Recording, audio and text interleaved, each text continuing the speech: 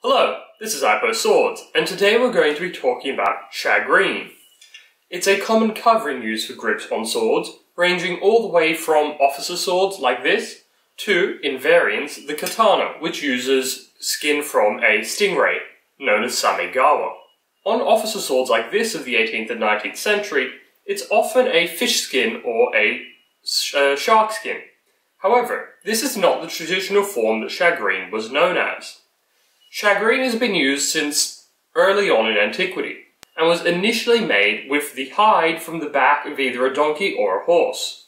That traditional shagreen looks somewhat like this. We'll take a closer look when we move over to the table, but it's a black leather, in this case, with a pebbled appearance. It does not have the distinctive granulated nodules that you see on fishskin shagreen, being rather smoother. I actually have an original period account from Indian and Oriental Arms and Armour by Sir Wilbraham Egerton. He writes, "The most prized is shagreen. It is made from the hide of a donkey's back, roughened by means of a seed called castria, a hard, black, and rather larger seed than the mustard seed." Now, castria is some sort of archaic way of describing this seed. I assume he means something like castor seeds, which were used in the area. However, it could be any variety of small black seed. I'm guessing it was probably around 5 millimeters in diameter, given the shape of the nodules on this scabbard. However, I'm guessing there was a rather large range of the size of the seeds, depending on the weather and what area of the world it came from.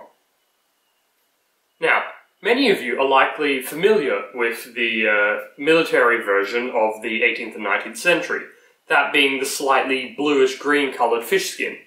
However, I assume fewer of you are familiar with the horsehide version or donkey hide version that you see on swords like this. It's actually quite common. Afghan pulwars and indeed Khyber knives are often found with a pebbled appearance on their scabbards. And this was, in fact, highly prized leather that you could get on a scabbard. It passingly looks a bit like elephant or rhino hide once it's been, vegetable tanned and treated. However, those will be significantly too thick to go onto a scabbard like this. As a result, the similar look of the shagreen fulfills a similar status purpose, showing that you're a wealthy person who can afford it.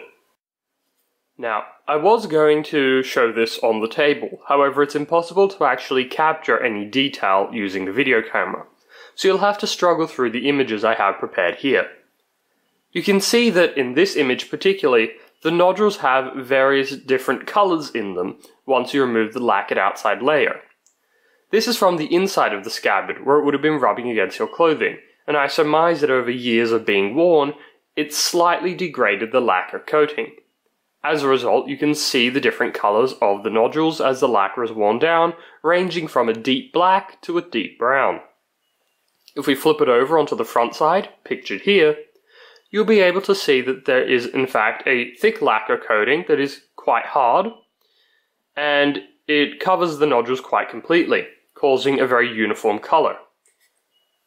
I initially thought that this scabbard might be covered in elephant or rhino leather, as that is what had been suggested to me both from literature and from other collectors. However, looking at the period accounts from Indian and Oriental Arms and Armour, link to the Google book in the description, I have to surmise that this is made in fact from donkey or horse hide that has been treated with these castria seeds. If I were able to find a modern translation for what he meant by castria, I would have included it. However, I can find no reference to a seed known as castria either today or in the past, other than that one book. If you know what it is, please leave a comment in the comment section below telling me what you think castria seeds are. Now, if we get back to looking at the artifact, you can see that there has actually been some, I assume, fungal infection here on the top area of the scabbard that would be easily enough cleaned away with a leather conditioner once I get to that. You'll note that the leather covering this is fairly thin, about 1 millimeter or 2 at the most, and this is what precluded the conclusion that this is either rhino or elephant, as those hides are thick enough to use for shields. In fact, Indian shields, known as dal, used rhino and elephant hides, once cured, as their main component, with only small metal bosses on the front, which were mostly decorative more than functional. Even into the 19th century these shields were still in use, so they must have been quite effective. Let's compare that traditional shagreen, made from donkey hide, to more modern shagreen, made from fish skin.